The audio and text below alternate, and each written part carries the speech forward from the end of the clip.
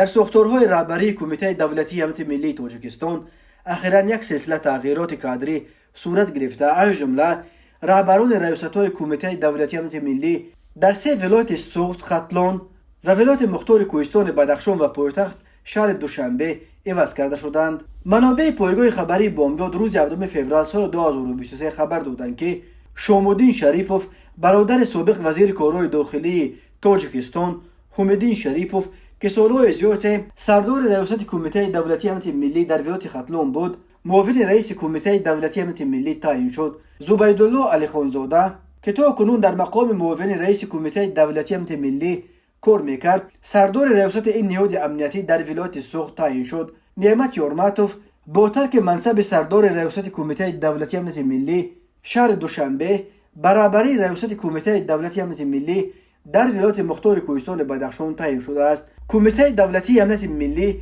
یکی از ساختارهای اعظم پرنفوذ و اعظم بسته در ترکیب ساختارهای قدرتی و امنیتی تاجیکستان به شمار می رود و معمولا تغییرات کادری انجام شده در صفحه‌اش را نشر نمی کند و شرح نمی دهد. از ماه اوگوست سال 2010 اینک بیش از 12 سال باز رهبری این نهاد را سیمومین یتیموف در دست دارد. یتیموف که تابستان امسال به سن 68 می رسد، یکی از اعضای متنفذ حکومت کنونی تاجیکستان دانسته می شود.